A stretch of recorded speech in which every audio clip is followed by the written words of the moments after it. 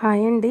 నిత్య దీపారాధన నిత్యం పూజ చేసుకునే వాళ్ళు ఎలా పూజ చేసుకోవాలి అనేది ఈ వీడియోలో ఉంది. ఈరోజు నేను మంగళవారం రోజు మా ఇంటి వెలువెల్పు ఎల్లమ్మ తల్లి పూజ చేసుకుంటున్నాను. ఆ పూజా విధానం అనేది మీకు కూడా చూపిద్దామనుకుంటున్నాను. అంతేగాక అంటే రోజు పూజ చేసుకునే వాళ్ళు ఎలా చేసుకోవాలో కూడా వివరంగా చెప్తున్నాను చూడండి. ముందుగా అయితే మనం కుంకుమ పెట్టుకోవాలి. ముందు నుదుటిన కుంకుమ పెట్టుకొని సుహాసినులు అయితే పాపిట్లో కూడా కుంకుమ పెట్టుకోండి. తర్వాత ఒక పువ్వు అనేది నెత్తిలో పెట్టుకోండి. పసుపు అనేది కాళ్ళకి రాసుకోవాలి. నిత్యం పూజ చేసేవాళ్ళు సుహాసినులు ఖచ్చితంగా ఇవి పాటించండి. ముందుగా అయితే మనం బొట్టు పెట్టుకొని తర్వాత పూజ గది అనేది శుభ్రం చేసుకోవాలి.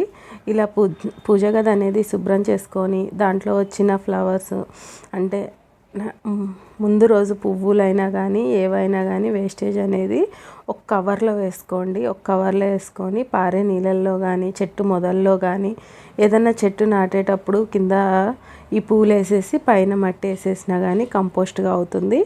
కానీ తొక్కుల్లో మాత్రం వేయకండి. ఎక్కడ అందరు నడిచే ప్లేసులలో అయితే అస్సలు వేయొద్దు.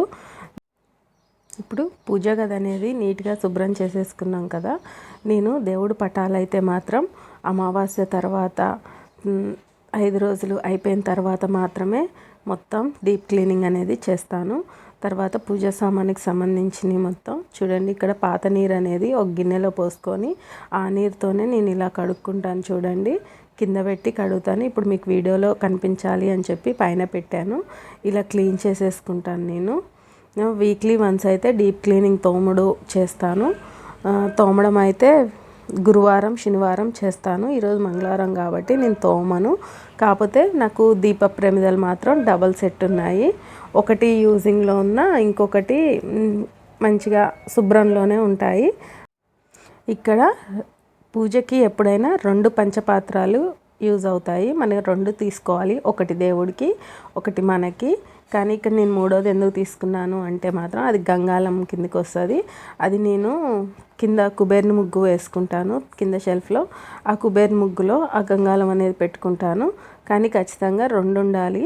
2 అది కూడా మనం పూజ గదిలో స్టీల్ అనేది అస్సలు వాడొద్దు. స్టీల్ కాకుండా మామూలుగా మట్టి పాత్ర అయినా సరే ఇట్లా ఇత్తడి అయినా రాగిదైనా తీసుకోవాలి.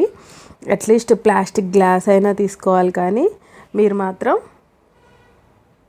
స్టీల్ మాత్రం వాడొద్దండి. ఇక్కడ చూసారు కదా, బొట్లుతో గంధం కుంకంతో అలంకరించుకోవాలి. మనం తీసుకున్నవన్నీ పూజా సామానాన్ని గంధం కుంకంతో అలంకరించుకొని కొత్త నీరు పోసుకోండి. తాగే నీరుల్లో మొదట క్యాన్ రాగానే మొదట దేవుడికి కొన్ని తీసి పక్కకు పెట్టుకోండి. పంచపాత్రలు మాత్రం 2 ఉండాలి. ఇది దేవుడికి, చిన్నది మనకి. ఇప్పుడు దాన్ని ఎలా వాడాలో కూడా చూపిస్తాను. దేవుడికి తీసుకున్న దాంట్లో గంధం, పసుపు, కుంకం, అక్షింతలు, పుష్పం 5 సమర్పించాలి. ఇలా 5 వేసుకొని తర్వాత దేవునికి పెట్టుకున్న పంచపాత్ర పక్కకు పెట్టుకోండి. ఇప్పుడు పూజ అనేది మొదలు పెట్టుకుందాం. ఇది మనకి ఉపయోగపడుతుంది. ఫస్ట్ మనకు ఉపయోగపడే పంచపాత్రలో నుంచి ఒక పువ్వు తీసుకొని ఆ నీళ్లు ముంచుకొని మన నెత్తిన చల్లుకొని శుద్ధం సమర్పయామి అని చెప్పుకోవాలి. శుద్ధం సమర్పయామి అంటే మనం శుద్ధ అయ్యాము అనేసి అర్థం అన్నమాట. మనం క్లీన్ అండ్ గ్రీన్గా దేవుడి దగ్గర కూర్చున్నాము అని చెప్పేసి ఒకసారి శుద్ధి చేసేసుకోవాలి. తర్వాత దీపారాధన అనేది దీపం ముట్టించుకుందాం. ఎప్పుడైనా సరే దీపం ముట్టించుకునేటప్పుడు నూనె పోసుకొని తర్వాతే ఒత్తులు వేయండి. ఒత్తులేసి నూనె పోయకూడదు. నూనె పోసే ఒత్తులు వేయండి. మీరు నువ్వుల నూనె కానీ, ఆవు నెయ్యి కానీ, కొబ్బరి నూనె కానీ ఈ 3 ఏదో ఒకటి వాడాలి. మిగతా నూనెలు అయితే వాడొద్దు. నువ్వుల నూనె వాడితే ఇంకా మంచిది. ఎందుకంటే శనేశ్వరుడికి ఇష్టమైన నువ్వుల నూనె వాడితే మన దగ్గరికి రాడు అనేది ఒక నమ్మకం. చూస్తున్నారు కదా, ఏకహారతితో కానీ ముట్టించాలి, లేదా అగరబత్తులతో అయినా ముట్టించవచ్చు. ఇక్కడ నేను అగరబత్తులతో ముట్టించుకుంటున్నాను. ఇలా అగరబత్తితో ముట్టించుకోండి. ఇక్కడ దీపం సమర్పయామి అని చెప్పుకోండి. ఇక్కడ దీపపు ఒత్తు అనేది ఎంత చిన్నగా పెడితే అంత సేపు మన ఇంట్లో దీపము వెలిగి ఉంటుందన్నమాట. సాయంత్రం దాకా ఉంటుంది చిన్నగా పెడితే. పెద్దగా పెడితే ఏంటంటే కుందుల్లోకి నూనె కారిపోతుంది, ప్లస్ పెద్దగా తొందరగా ఆయిల్ అనేది అయిపోద్ది. కానీ చిన్నగా పెట్టుకోండి. చిన్నగా పెడితే సాయంత్రం దాకా మనకి దీపం అనేది ఉంటుంది. కొంచెం ఆయిల్తో చాలాసేపు వెలుగుతూ ఉంటుంది. ఇక్కడ చూసారా, ఇప్పుడు మనం ఆచరణం చేయాలి. ఆచరణం అన్నప్పుడు చూపుడు వేలు కిందకి ఉండాలి, బ్రొటన వేలు కిందికి ఉండాలి, చూపుడు వేలు పైకి ఉండాలి. 3 సార్లు పోసుకోవాలి. ఒక్కొక్కసారిగా చేతిలో నీరు పోసుకునేటప్పుడు ఓం కేశవాయ నమః, ఓం నారాయణాయ నమః, ఓం మాధవాయ నమః అని చెప్పుకోవాలి. 4వసారి ఓం గోవిందాయ నమః అని చెప్పుకొని ఎడంకెళ్ళి చెయ్యి కడుక్కోవాలి. ఇప్పుడు కొన్ని అక్షింతలు చేతిలో తీసుకొని ఒకసారి వాసన చూసి మన ఎడం వైపు వదులుకోవాలి. ప్రతిదీ ఎడం వైపు ఎందుకు అంటే ఎడం వైపు రాక్షసులు ఉంటారు, వారిని తరిమేయడానికి కుడివైపు మన దేవతలు ఉంటారని అర్థం. తర్వాత ప్రాణ వ్యాయామం చేయండి.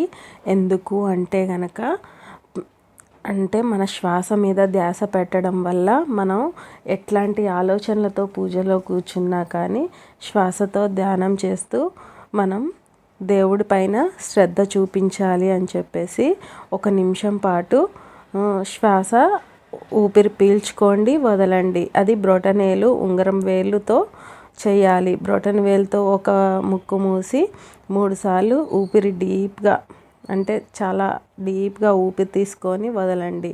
అలా 3 సార్లు చేసి మళ్ళీ ఉంగరం వేలుతో మళ్ళీ క్లోజ్ చేసుకొని ఇటు సైడ్ వదిలేసి 3 సార్లు డీప్గా శ్వాస అనేది తీసుకొని వదలండి. అలా మనం దేవుడి పైన ధ్యాస తీసుకొచ్చుకోవాలి. మనం ఊపిరి మీద ధ్యాస పెట్టి ప్రాణాయామం చేస్తే మనకి ఆటోమేటిక్గా దేవుడి మీద శ్రద్ధ వచ్చేస్తుంది. ఇప్పుడు ఒక సంకల్పం చెప్పుకోండి. మీరు సంకల్పం చెప్పుకొని మీ యొక్క గోత్రనామ పేర్లు చెప్పుకోండి. మీ ఇంట్లో అందరి పేర్లు కూడా చెప్పుకొని ఆయురారోగ్యాలతో సిరి సంపదలతో వర్ధిల్లాలి తండ్రి అని చెప్పేసి కోరుకొని ఇప్పుడు ఒక చిన్న ప్లేట్ తీసుకొని ఆ ప్లేట్ మనం ఈరోజు ఏ దేవుణ్ణి ఆహ్వానిస్తున్నామో ఆ దేవత దగ్గర పెట్టుకోండి. ఈరోజు నేను మంగళవారం కాబట్టి ఎల్లమ్మ తల్లిని ఆహ్వానించడం కోసం ఆ ప్లేట్ని అక్కడ పెట్టుకున్నాను. ఇప్పుడు మనం తీసుకున్న పంచపాత్రలో మనం వాడే పంచపాత్ర దేవుని కోసం తీసుకున్న పంచపాత్రల నుంచి నీరు తీసుకొని ఒక 8 సార్లు పోసుకోండి. 8 సార్లు ఎందుకు అంటే ధ్యానం సమర్పయామి, ఆహ్వానం సమర్పయామి, ఆసనం సమర్పయామి, పాద్యం సమర్పయామి, ఆగ్నేయం సమర్పయామి, ఆచమనీయం సమర్పయామి, సహనం సమర్పయామి, వస్త్రం సమర్పయామి అని చెప్పుకొని ధూపం చూపించుకొని దీపం కూడా చూపించండి. దీపం సమర్పయామి చెప్పుకొని దీపం చూపించేటప్పుడు బ్రొటన వేలు కిందికి ఉండాలి. చూపించి అక్కడ ఒక చుక్క నీరు అనేది పోసుకొని దీపం సమర్పయామి అని చెప్పుకోండి. దీపం చూపించాక అక్షింతలు అనేది వేసుకోవాలి. దీపం చూపించి నమస్కరించుకొని మనం వేసుకున్న ఆసనం అనేది తీసేసేసి మనం 3 సార్లు ప్రదక్షిణం చేసుకోవాలి. మన కుడి చేతికి వెళ్ళి 3 సార్లు ప్రదక్షిణం చేసుకోండి. ప్రదక్షిణం చేసుకొని నమస్కారం చేసుకోండి. తర్వాత సాష్టాంగ నమస్కారం చేసుకోండి. తర్వాత చెంపలేసుకొని అపరాధ నమస్కారణ అని చెప్పేసేసి చెంపలేసుకోండి. ఇలా చేసుకోవడం వల్ల మనం చేసుకున్న పాపపుణ్యాలు అనేది దేవుడి దగ్గర శుద్ధి చేసుకున్నట్టు అన్నమాట. అపరాధన నమస్కారణ అని చెప్పేసి చెంపలేసుకుంటే మేము ఏమన్నా అపరాధం చేసుంటే మమ్మల్ని క్షమించు తండ్రి అని చెప్పేసి మనం అడిగినట్లు. తర్వాత లాస్ట్కి వచ్చి నీరాంజనం సమర్పయామి అని చెప్పేసేసి నీరాంజనం ఇవ్వాలి. అంటే ఇక్కడ హారతి ఇవ్వడం అన్నమాట. తర్వాత ఒక చుక్క నీరు పోసి నీరాంజనం సమర్పయామి అని చెప్పుకొని దేవుడికి హారతి ఇచ్చి తర్వాత మనం తీసుకోవాలి. ఇక్కడ ప్రసాదం మనం పెట్టాలి. ప్రసాదం అనేది మన సోమత తగ్గట్టు పెట్టుకోవచ్చు. అంతేకాని ఏవేవో తెచ్చి పెట్టాలి అని చెప్పేసి ఏం లేదు. కానీ పంచదార మాత్రం పెట్టకండి. పటికలైనా పెట్టొచ్చు కానీ పంచదార పెట్టొద్దు. పటికలు పెడుతున్నాను నేను ఈరోజు. ఇది డైలీ పూజ చేసుకునే విధానం అండి. ఇలా పూజ చేసుకోవాలి. మేము ప్రతి మంగళవారం పూజ చేసుకున్నప్పుడు 101 రూపాయి కానీ 51 రూపాయి కానీ దేవుడి దగ్గర పెట్టుకుంటాము. అది మేము ఈరోజు ఇక్కడ పెట్టాను. ఈ 51 రూపాయితో మేము ఎల్లమ్మ పండగకి ఖర్చులకు అనేవి వాడుకోవడం కోసం సంవత్సరం మొత్తం ఒక పక్కకి పెట్టుకుంటాము. ఒకేసారి అంత ఖర్చు భరించలేము కాబట్టి. ఇక్కడ నేను బోయా మైక్ తీసుకున్నాను ఫ్రెండ్స్ మన యూట్యూబ్ కోసం. ఆ బోయా మైక్ కూడా నేను పూజలో పెట్టుకున్నాను. నా యూట్యూబ్ అనేది మంచిగా పాపులర్ అవ్వాలి తండ్రి అని చెప్పి కోరుకొని యూట్యూబ్లో పెట్టుకున్నాను. బోయా M1 మైక్ అనేది తీసుకున్నాను. ఈ M1 మైక్ కూడా రివ్యూ అనేది మీకు పెడతాను. ఎలా రన్ అవుతుంది, ఎలా వర్కౌట్ అయింది, ఓపెనింగ్ అన్బాక్సింగ్ వీడియో కూడా పెడతాను నెక్స్ట్ వీడియోలో. చూస్తూ ఉండండి మన ఛానల్ని. నా ఛానల్ కనుక మీకు నచ్చినట్లయితే ప్లీజ్ లైక్ చేయండి, సబ్స్క్రైబ్ చేసుకోండి. ఏమన్నా తప్పులు ఉంటే మాత్రం నాకు కామెంట్ బాక్స్లో చెప్పండి. మీకు కూడా బాగా యూజ్ అవుతుంది అనుకుంటున్నాను. పూజ గదిని మాత్రం ఎప్పుడూ పూజ చేసుకుంటూ ఉండాలి. మీకు పూజ చేసుకునే అంత సమయం లేకపోయినా ఒక అగరబత్తన్న ముట్టించుకోండి, కానీ అలా ఖాళీగా వదిలేయొద్దు. రోజు దేవుడిని కూడా ఆహ్వానించండి. మన దేవుడు మనతోనే ఉండాలి. థ్యాంక్ యూ అండి.